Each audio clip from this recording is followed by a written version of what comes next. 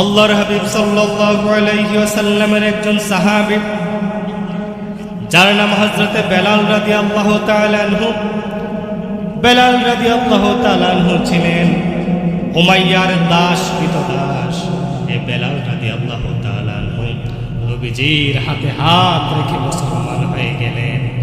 তার মালিক উমাইয়া টের পেয়ে গেলেন, জিজ্ঞেস করলেন, রে বেলাল, তুমি কি মুহাম্মদ সাল্লাল্লাহু আলাইহি ওয়াসাল্লামের হাতে হাত রেখে মুসলমান হয়ে গেছো নাকি?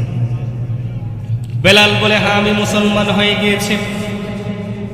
তার মালিক বলেন, ঈমান ছেড়ে দাও, আগের ধর্মে চলে আসো, বাপদাদার ধর্মে ফিরে আসো, আর না হয় তোমাকে কঠিন শাস্তি দেয়া হবে।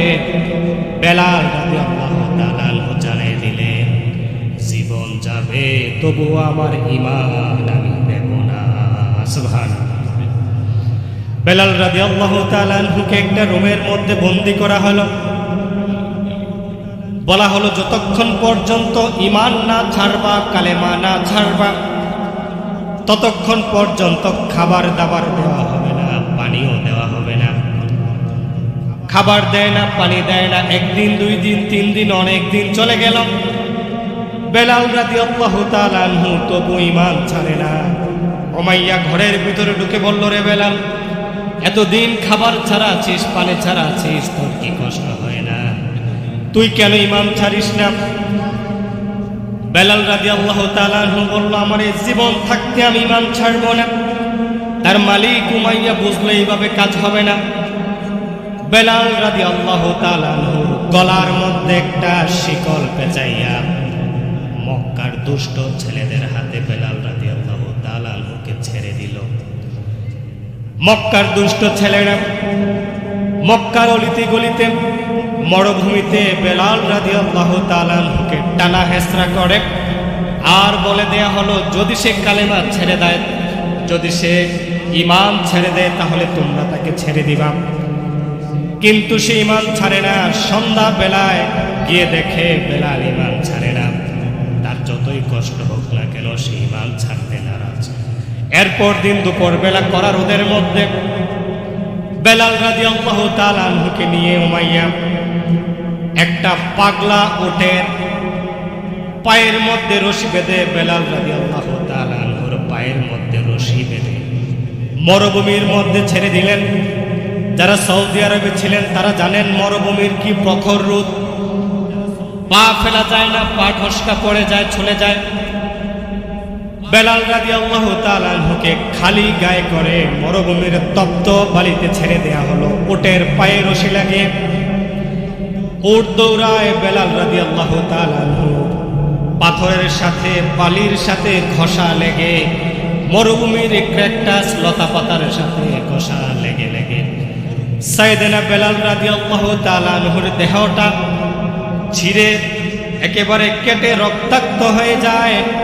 একটু পরে উমাইয়া গিয়ে বেলাল রাদিয়াল্লাহু তাআলা আনহুকে জিজ্ঞাসা করে, রে বেলাল, এখনো সময় আছে, কালেমা ছেড়ে দাও, ইসলাম ছেড়ে দাও, আমরাও তোমাকে ছেড়ে দেব।